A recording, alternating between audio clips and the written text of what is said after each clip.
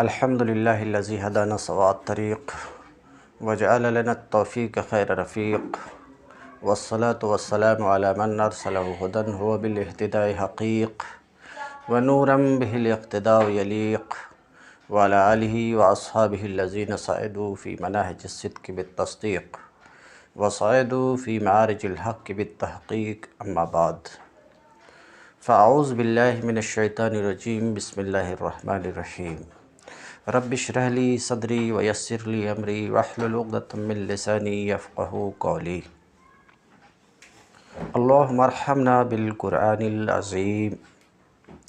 باب العلم انواریہ educational society و جامعہ انواریہ حیدرآباد انڈیا کے زیر اہتمام تفسیر نصفی کا درس بفضلہ تعالیٰ قسطوار جاری ہے۔ آج کا درس سورہ طٰہٰ کی آیت نمبر 37 سے شروع ہوتا ہے۔ وَلَقَدْ مَنَنَّا عَلَيْكَ مَرَّةً أُخْرَىٰ إِذْ أَوْحَيْنَا إِلَىٰ أُمِّكَ مَا يُوحَىٰ۔ اور ہم تم پر مخاطب موسیٰ علیہ السلام ہیں، اور ہم تم پر ایک بار اور احسان کر چکے ہیں، ایک بار اور احسان کر چکے ہیں۔ اس کی تفسیر آ رہی ایک بار اور، یعنی اس احسان سے پہلے ایک بار اور احسان کر چکے۔ یہ احسان جس کا پچھلے درس میں بیان ہوا وہ یہ کہ اے موسیٰ، تم نے جو جو مانگا وہ سب ہم نے تمہیں اپنے فضل سے عطا کیا۔ تو ایک احسان وہ جو پچھلے درس میں گزرا، مرتن اخرى، ایک اس سے پہلے ایک اور احسان جو ہم نے تم پر کیا اے موسیٰ۔ وَلَقَدْ مَنَنَّا عَلَيْكَ مَرَّةً أُخْرَىٰ، اور ہم تم پر ایک بار اور احسان کر چکے ہیں۔ مننا انعمنا، اس لفظ سے مفسر بتانا چاہ رہے ہیں کہ من یہاں انعام احسان کے معنی میں ہے، فعل ماضی صیغہ جمع متکلم ہے۔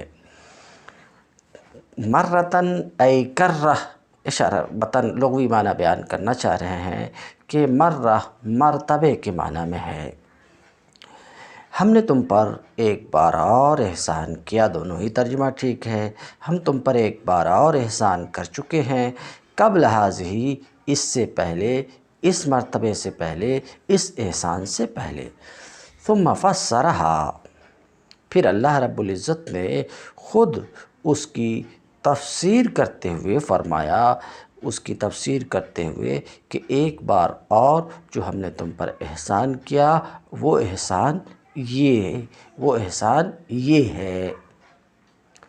پھر اس کی تفسیر کرتے ہوئے فرمایا اِذْ أَوْحَيْنَا إِلَىٰ أُمِّكَ مَا يُوحَىٰ،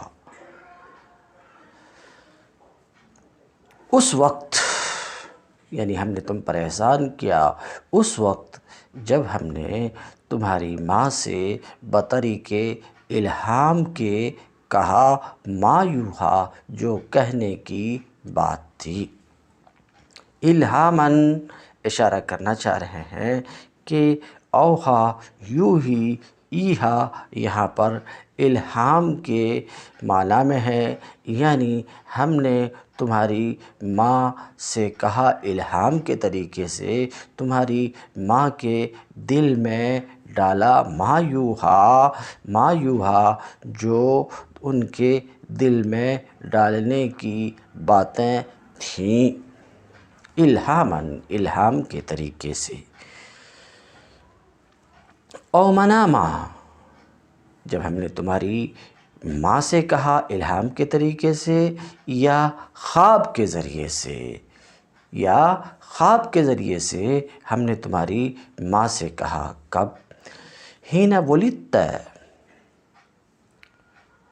ہم نے تمہاری ماں کے پاس وحی بھیجی۔ وحی کا مطلب ہم نے تمہاری ماں سے الہام کے طریقے سے کہا، کب؟ اس وقت جب کہ تمہاری پیدائش ہوئی اے موسیٰ، وَكَانَ فِرْعَوْنُ يَقْتُلُ أَمْثَالَكَ، اور حال یہ تھا کہ فرعون تمہاری طرح کے بچوں کو قتل کرتا تھا، تمہاری طرح کے بچوں کو قتل کرتا تھا۔ مختصر یہ کہ فرعون کو اس کے نجومیوں نے یہ بتایا تھا کہ بنی اسرائیل میں ایک بچہ پیدا ہونے والا ہے جو ہماری حکومت کے خاتمہ کا، ہماری کا مطلب قبطیوں، فرعون کی حکومت کے خاتمہ کا سبب بنے گا، ایسا نجومیوں نے فرعون کو بتایا تھا۔ ان کی پیشین گوئی کے بنا پر فرعون نے یہ حکم صادر کیا تھا کہ بنی اسرائیل میں جو بھی بچہ پیدا ہوتے ہی اسے قتل کر دیا جائے، ایسا فرعون نے حکم صادر کر دیا تھا۔ نتیجے میں جو بھی بچہ پیدا ہوتا رہا اسے فرعون قتل کراتا رہا، اور اس کثرت سے قتل ہوئی کہ خود قبطیوں کو اندیشہ ہوا کہ بنی اسرائیل اگر اس طریقے سے قتل ہوتے رہے تو ہمارے کام کاج، ہمارے گھر کے، ہمارے دیگر کام کاج پھر بنی اسرائیل کے سوا اور کون انجام دیں گے۔ اس لیے خود قبطیوں نے کہا کہ اس قتل میں کچھ سہولت رکھی جائے، تو فرعون نے ایک دوسرا حکم صادر کیا کہ 1 سال پیدا ہونے والے بچے کو زندہ رکھا جائے اور 1 سال پیدا ہونے والے بچے کو قتل کیا جائے۔ اتفاق یہ کہ جس سال کے بچے کو زندہ رکھنے کا حکم دیا تھا اس سال میں ہارون کی پیدائش ہوئی تھی، اور جس سال کے بچے کو قتل کیے جانے کا فرعون نے حکم صادر کیا تھا اسی سن میں موسیٰ کی پیدائش ہوئی تھی، تو شاہی فرمان کے مطابق موسیٰ کو بھی قتل کر دیا جانا تھا۔ شاہی فرمان کے مطابق اسی کی طرف اشارہ کرتے ہوئے مصنف کہتے ہیں وَكَانَ فِرْعَوْنُ يَقْتُلُ أَمْثَالَكَ، اور فرعون تمہاری طرح کے بچوں کو قتل کرتا تھا۔ وَإِذْ ظرف لمننا، اِذْ اوحینا میں اِذ یہ ظرف ہے مننا کا، یعنی ہم نے احسان کیا تم پر ایک بار اور اس وقت جب ہم نے تمہاری ماں سے بطریق الہام کے کہا، تو اِذ مننا سے ظرف ہے، تمہاری ماں سے کہا، کیا ما یوحا جو کہنے کی بات تھی۔ پھر اللہ رب العزت نے خود ما یوحا کی تفسیر اپنے اس قول سے فرما دی کہ تمہاری ماں سے ہم نے کہا جو کہنے کی بات تھی، اور وہ یہ، یعنی یہ انقذ فیہ فی التابوت ثم فسر ما یوحا، پھر اللہ رب العزت نے خود ما یوحا کی تفسیر فرمائی اپنے قول انقذ فیہ فی التابوت سے، اس کی تفسیر فرمائی کہ موسیٰ یعنی موسیٰ کو تابوت میں، تابوت صندوقچہ، انقذ فیہ فی التابوت، انقذ فیہ اے القیہ، قذف کا معنی ڈالنا، یعنی موسیٰ کو صندوقچہ میں ڈال دو۔ مفسر کہتے ہیں انقذ فی میں ان مفسرہ ہے، یہ ان مفسرہ خاص ہے اس کے ساتھ جو قول کے معنی میں ہو، اس لیے کہ وحی قول کے معنی میں ہے۔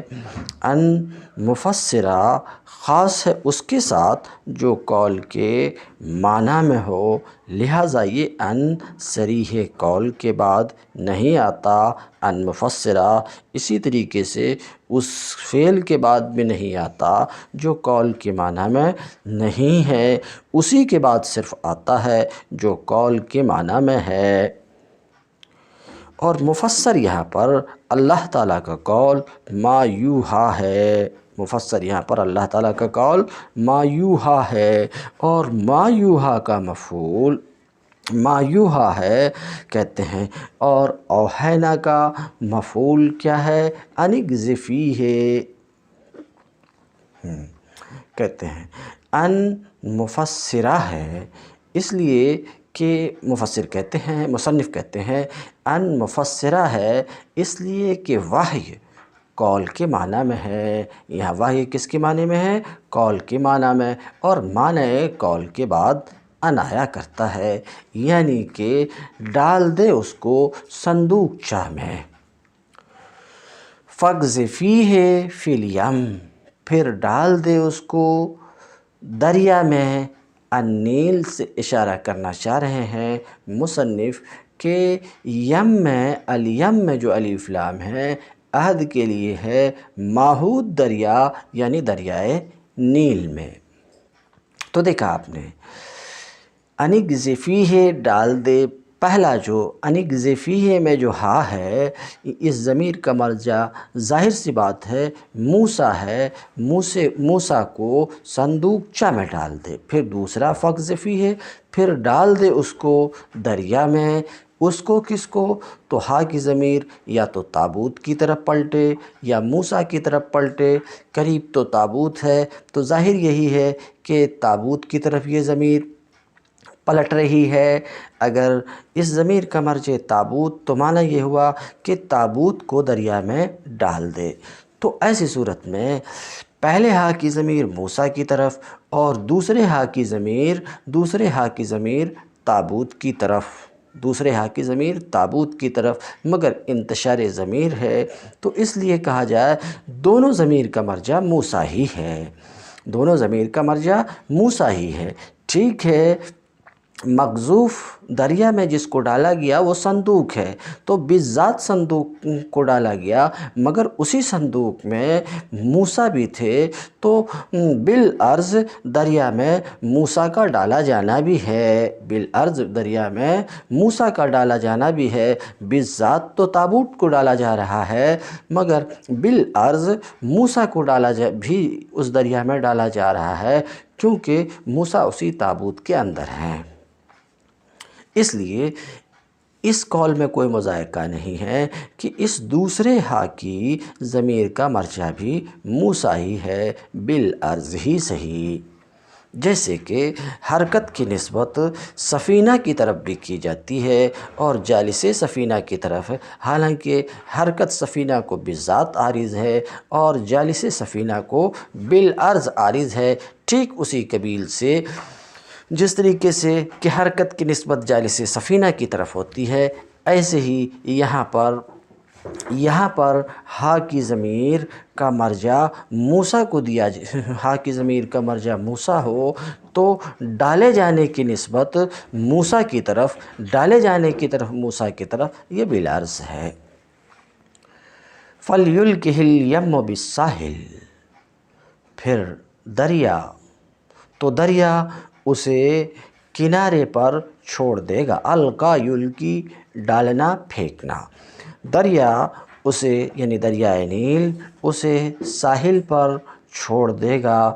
ساحل جانب اشارہ کرنا چاہ رہے ہیں، ساحل کا معنی کنارے کے ہے۔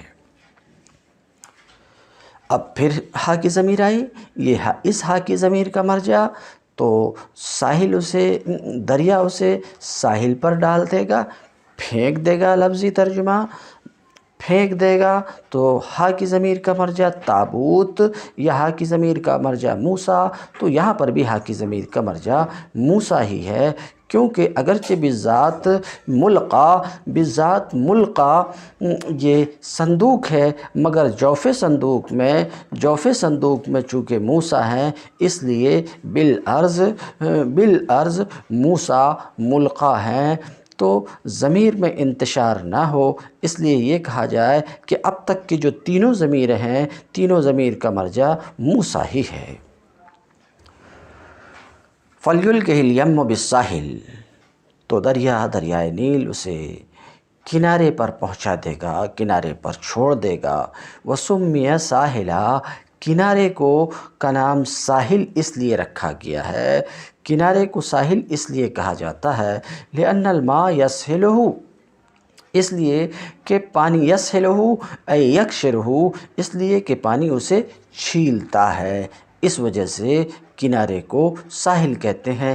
ساحل کے معنی چھیلنا کے ہیں۔ وَالصِّيغَةُ أَمْرٌ لِيُنَاسِبَ مَا تَقَدَّمَ، فَلْيُلْقِهِ فعل امر ہے، کہتے ہیں یہ صیغہ فَلْيُلْقِ، یہ صیغہ امر ہے، تو یہاں پر صیغہ امر کا صیغہ لایا گیا ما تقدم کی مناسبت میں۔ ما تقدم انقذفی فعل امر ہے، فاقذفی فعل امر ہے، تو ما سبق کی مناسبت میں فَلْيُلْقِ کو بھی امر لایا گیا، امر کا صیغہ لایا گیا ما سبق کی مناسبت میں، تو لفظ امر کا ہے مگر معنی اخبار کا ہے، یعنی دریا اسے کنارے میں چھوڑ دے گا۔ وَمَعْنَاهُ الْإِخْبَارُ، کہتے ہیں لفظ تو امر کا ہے ما سبق کی مناسبت میں، مگر اس کا معنی اخبار کا ہے، یعنی یلقیہ الیم بالساحل، تو یلقی کی معنی میں ہے، یعنی دریا اسے ساحل پر چھوڑ دے گا۔ یاخذہ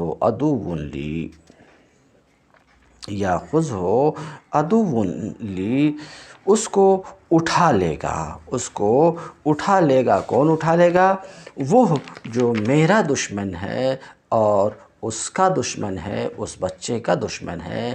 یہاں پر مراد کہ جو میرا دشمن ہے عدو لی و عدو لہو سے اللہ تعالیٰ کی مراد فرعون ہے کہ فرعون اسے اٹھا لے گا۔ والضمائر کلھا، پانچوں ضمیر ہیں جو گزر چکی، ابھی دو عدو لی، یاخذہ اور عدو لہو، یہ دو ضمیر ہیں، اور اس سے پہلے کی تین ضمیر ہیں۔ کہتے ہیں ساری ضمیر موسیٰ علیہ السلام کی طرف پلٹ رہے ہیں، تمام ضمائر کا مرجع موسیٰ علیہ السلام ہے۔ اب کہتے ہیں وَرُجُوعُ بَعْضِهَا إِلَيْهِ، بعض ضمیر کو موسیٰ کی طرف پلٹانا اور بعض کو تابوت کی طرف پلٹانا انتشار نظم کا باعث ہے، اس لیے انتشار نظم سے بچنے کے لیے اس قول میں کوئی مضائقہ نہیں ہے کہ ساری ضمیریں ہی، تمام ضمیریں ہی موسیٰ کی طرف پلٹ رہی ہیں۔ اب اس پر ایک سوال کہ والمقذوف فی البحر، یہ کہنا ہے کہ ساری ضمیر موسیٰ کی طرف پلٹ رہی ہے، اس پر سوال کہ دریا میں جسے ڈالا گیا اور والملقى علی الساحل، اور کنارے میں جسے پھینکا گیا، وہ تو تابوت ہے، تو کہتے ہیں دریا میں جسے ڈالا گیا اور ساحل پر جسے چھوڑا گیا، اگرچہ بذات وہ تابوت ہے، لیکن موسیٰ تابوت کے اندر ہیں، تو تابوت کے اندر ہیں تو بالعرض مقذوف اور ملقا موسیٰ ہے، اس لیے ساری ضمیر پلٹ رہی ہیں موسیٰ کی طرف۔ رویہ انہا جعلت فی التابوت قطنا محلوجا فوضعته فیہ وقیرته ثم القته فی الیم وکان یشرع منہ الی بستان فرعون نہر کبیر فبینما ہوا جالس علی راس برکہ میں عاصیہ اذا بالتابوت فأمر به فأخرج۔ رویہ روایت میں آیا ہے، نسائی اور ابن جریر نے روایت کی ہے، انہا جعلت، کیا روایت میں ہے؟ روایت میں ہے کہ موسیٰ کی ماں تابوت میں یعنی صندوقچہ میں روئی قطناً محلوجہ دھنی ہوئی روئی بچھائیں۔ تو روایت میں یہ ہے کہ موسیٰ کی والدہ صندوقچہ میں دھنی ہوئی روئی بچھائیں، فوضعتہ فیہ، اور موسیٰ کو اس میں اس بچھائی ہوئی روئی والے صندوق میں موسیٰ کو اس صندوق میں لٹائیں، وقیرتہ، اور اس صندوق میں اوپر سے روغن قار ملیں تاکہ پانی اندر داخل نہ ہو جس سے موسیٰ کو تکلیف پہنچے۔ وقیرتہ، اور اس میں روغن قار ملیں، ثم القتہ فی الیم، پھر اس صندوق کو دریا میں ڈال دیں۔ وکان یشرب من الی بستان فرعون نہر کبیر، دریائے نیل سے ایک بڑی نہر فرعون کے باغ میں داخل ہوتی تھی۔ فبینما ہوا جالس، ٹھیک اس وقت جب کہ فرعون اپنی بیوی آسیہ کے ساتھ حوض کے کنارے بیٹھا ہوا تھا، اذا بالتابوت، یک بیک اچانک اسے ایک تابوت صندوقچہ نظر آیا۔ فأمر به ای بإخراجہ، تو فرعون نے اس کو نکالنے کا حکم دیا۔ فأمر به، فرعون نے اس کو نکالنے کا، اس صندوق کو نکالنے کا حکم دیا، چنانچہ اس صندوق کو نکالا گیا، پھر اسے کھولا گیا۔ فإذا بصبی، تو کیا دیکھتا ہے کہ ایک انتہائی حسین و جمیل بچہ ہے اس صندوق میں۔ فأحبہ فرعون حبا شدیدا، فرعون کو اس سے شدید محبت ہو گئی، دیکھتے ہی فرعون کو اس سے شدید محبت ہو گئی۔ فذلک قولہ، اسی کا ذکر اللہ تعالیٰ کے اس قول میں ہے، یہی وہ بات ہے جس کو اللہ رب العزت نے اپنے اس قول میں فرمایا، وَأَلْقَيْتُ عَلَيْكَ مَحَبَّةً مِّنِّي، اور میں نے تجھ پر اپنی محبت ڈالی، يَتَعَلَّقُ مِنِّي بِأَلْقَيْتُ، القیت علیک محبۃ منی، مفسر کہنا چاہ رہے ہیں کہ منی ظرف لغو ہے اور اس کا تعلق القیتو سے ہے، یعنی میں نے تجھ پر اپنی محبت ڈالی، مطلب یہ ہے انی احببتک، میں نے تجھے اپنا محبوب بنایا، میں نے تجھ سے محبت کی۔ آگے ومن احبہ اللہ احبتہ القلوب، اور اللہ رب العزت جس سے محبت فرماتا ہے، لوگ بھی، دل بھی اس سے محبت کرتے ہیں۔ فما رآہ احد الا احبہ، تو جو کوئی ان کو دیکھتا ان کی محبت میں گرفتار ہو جاتا تھا، کیونکہ اللہ نے ان سے محبت کی، کیونکہ اللہ نے ان کو محبوب بنایا، تو جو اللہ کا محبوب ہوتا ہے وہ قلوب کا بھی محبوب ہوتا ہے۔ قال قتادہ کان فی عین موسیٰ ملاحہ، کہتے ہیں قتادہ نے کہا کہ موسیٰ کی آنکھوں میں فی عین موسیٰ، موسیٰ کی آنکھوں میں ملاحت تھی، فما رآہ احد، لہذا جو کوئی اسے دیکھتا الا احبہ، اس کی محبت میں گرفتار ہو جاتا تھا۔ وَلِتُصْنَعَ وَأَلْقَيْتُ عَلَيْكَ مَحَبَّةً مِّنِّي، میں نے اپنی محبت تجھ پر ڈالی، یہ میں نے ایسا انتظام، یہ انتظام اس لیے کیا، یہ انتظام اس لیے کیا، ایسا انتظام کیا کہ تو میری نگرانی میں پالا جائے۔ کہتے ہیں معطوف علی محذوف، وَلِتُصْنَعَ واو حرف عطف ہے، یہ معطوف ہے ایک محذوف پر جس کی تقدیر یہ ہے وَأَلْقَيْتُ عَلَيْكَ مَحَبَّةً، میں نے تجھ پر اپنی محبت ڈالی، لِتُحَبَّ، تاکہ تجھ سے محبت کی جائے، وَلِتُصْنَعَ، تو یہ وَلِتُصْنَعَ یہ معطوف ہے محذوف لِتُحَبَّ پر، تاکہ تجھ سے محبت کی جائے، اور وَلِتُصْنَعَ عَلَىٰ عَيْنِي، اور میری نگرانی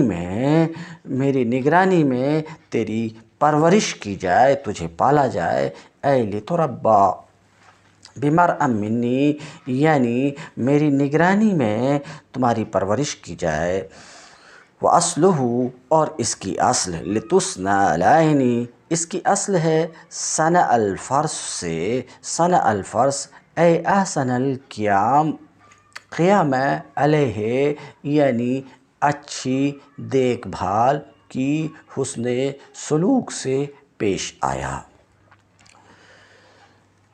یعنی انا مرائیک و مراقبک، یہ گفتگو کرنے کی ضرورت یہ ہے تاکہ تمہاری پرورش ہو علی عینی، عین یہ جوارح میں سے ہے اور اللہ تعالیٰ اس سے پاک ہے، تو تعویل کی ضرورت ہے۔ تعویل کرتے ہوئے مصنف نے کہا لِتُرَبَّىٰ بِمَرْءٍ مِّنِّی، میری نگرانی میں تمہاری پرورش ہو، یعنی مطلب یہ ہے کہ انا مرائیک و مراقبک کما یرائی الرجل الشیء بعینہ اذا اعتنی بہ، یعنی میں تمہاری نگہبانی اور نگرانی اسی طرح کروں گا جس طرح کہ کوئی آدمی اس چیز کی نگرانی کرتا ہے جس کی طرف وہ خاص متوجہ ہو۔ وَلِتُصْنَعَ بسکون اللام والجزم، لام کے سکون یعنی ول، اور عین کے جزم کے ساتھ یعنی تصنع، اور کہتے ہیں وَلْتُصْنَعَ لام کے سکون اور جزم کے ساتھ، یہ یزید بن قعقاع مدنی کی قرأت ہے جو قرائے عشرہ میں سے ہیں، اس بنا پر کہ یہ امر ہے۔